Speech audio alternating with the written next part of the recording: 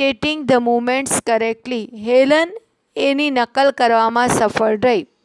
તો બીજો મુદ્દો આવશે succeeded. Helen succeeded in imitating the movements correctly. Helen succeeded in imitating the movements correctly. કે હેલન એને નકલ કરવામાં સફળ રહી. Soon she learned to spell. અને સ્પેલિંગ બનાવતા શીખી. Learn to spell. અને સ્પેલિંગ બનાવતા શીખી ગઈ. She learned to touch object and spell their words. She learned એ શીખી.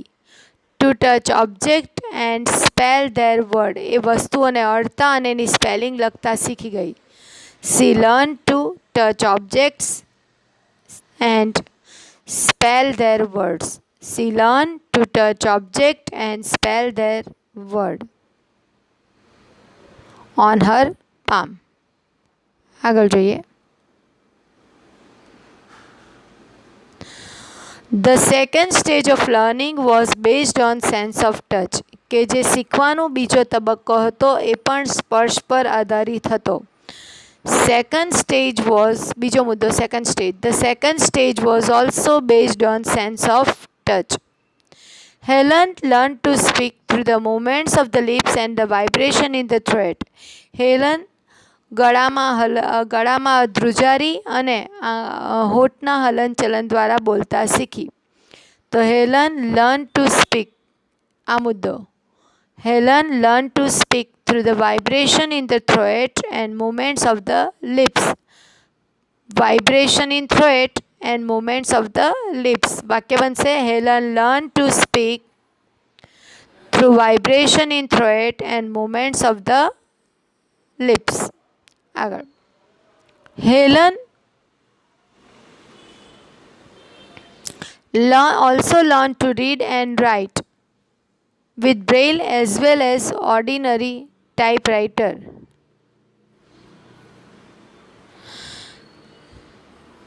Helen learned to read and write with braille as well as ordinary typewriter. તો અહીંયા મુદ્દો બનશે read and write. Helen learned to read and write with braille as well as ordinary typewriter. કે સાદા typewriter અને Braille typewriter દ્વારા લખતા અને વાંચતા શીખી. She wrote poems and story. બીજો મુદ્દો she wrote. She wrote poem and stories. એણે વાર્તાઓ અને કવિતાઓ લખી. When she joined Radcliffe College, she knew there were many difficulties in her way, but she was eager to overcome them. When she joined, જ્યારે એ જોડાઈ, in Radcliffe College, she knew there were many difficulties in her way, but she was ready to overcome. તો અહીંયા આટલા ત્રણ મુદ્દા. When she joined Radcliffe College, કે જ્યારે એ Radcliffe કોલેજમાં જોડાઈ, she knew તે જાણતી હતી there were many difficulties ઘણી બધી મુસીબતો છે, but she was ready to overcome them પરંતુ એ એનો સામનો કરવા તૈયાર હતી.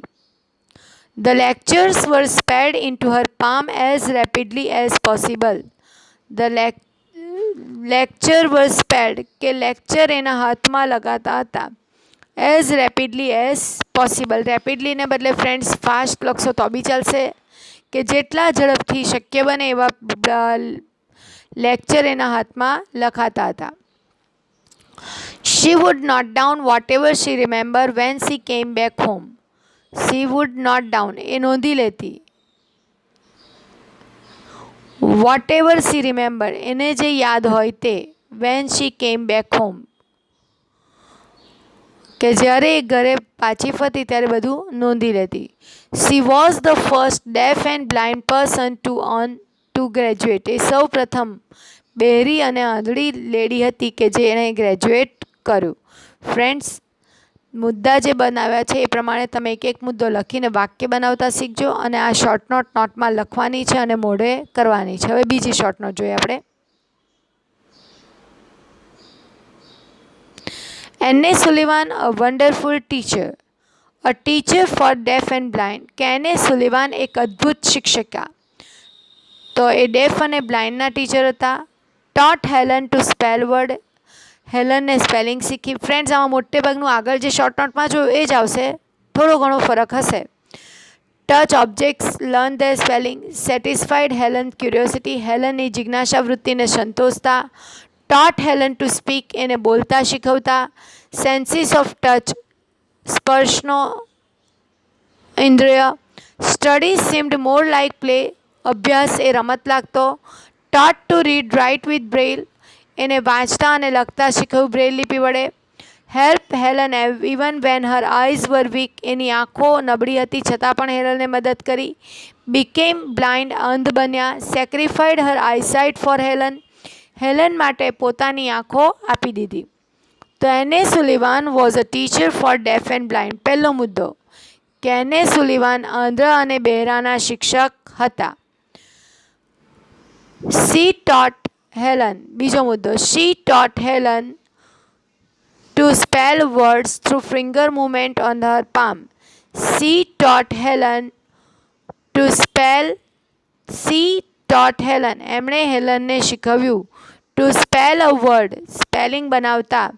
કેવી રીતે? થ્રુ અ ફિંગર મૂવમેન્ટ. હાથની આંગળીઓની હલનચલન દ્વારા. On her palm.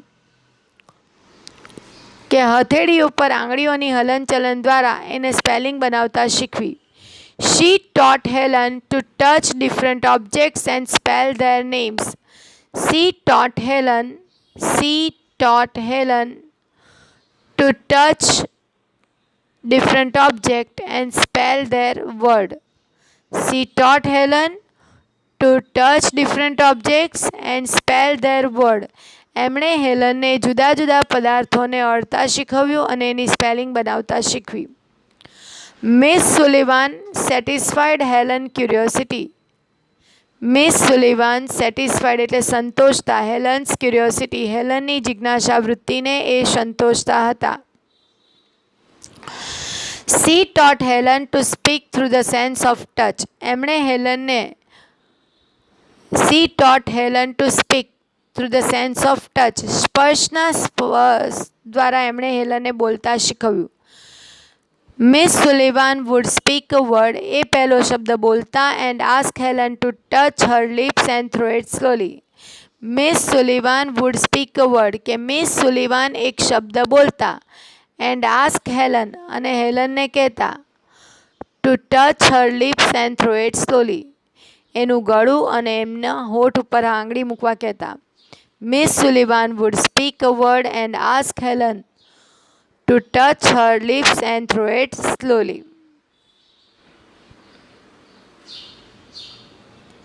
Helen learned to speak through the movements of the lips and vibration in the throat. આ રીતે હેલન ગળાની હલનચલન અને ગળાની ધ્રુજારી અને હોઠની હલનચલન દ્વારા બોલતા શીખી. મિસ સુલિવાન મેડ લર્નિંગ મોર લાઇક પ્લે ધેન વર્ક. મેડ બીજો મુદ્દો કે મિસ સુલિવાન એ અભ્યાસને રમત બનાવતા. એને કામ બંને બદલે એક રમત જેવું બનાવી દેતા. Whenever anything delighted or interested Helen. જ્યારે પણ કોઈ વસ્તુમાં હેલનને રસ પડતો. Miss Sullivan would talk about that. Miss Sullivan એના વિશે વાતો કરતા. As if she were a little girl herself. જાણે કે પોતે નાની છોકરી હોય. Whenever anything delighted Helen she would talk about it as if she were a little girl. She taught Helen to read raised letter as well as and then with braille. She taught Helen to read braille letter. એને braille letter વાંચતા શીખવ્યા અને raised letter ઉપસેલા અક્ષરો દ્વારા વાંચતા શીખવ્યું. Helen also learned to type. A type કરતા પણ શીખી with braille as well as ordinary typewriter. Even when her eyes became weak, miss Sullivan continue to help Helen. જ્યારે એમની આંખો પણ ખરાબ થઈ ગઈ પણ મિસ સુલિવાને એને મદદ કરવાની ચાલુ જ રાખી. At last she became blind. એ અંધ થઈ ગયા. She sacrificed. એમને બલિદાન આપ્યું. Her eyesight for Helen. એણે એના સ્ટુડન્ટ માટે પોતાની આંખનું બલિદાન આપ્યું. આગળ જોઈએ ત્રીજી short note. Helen's learning process. હેલનની શીખવાની પ્રક્રિયા. ફ્રેન્ડ્સ પેલી બે જ શોર્ટ નોટ કરશો તો ચાલશે. વાંધો નહીં.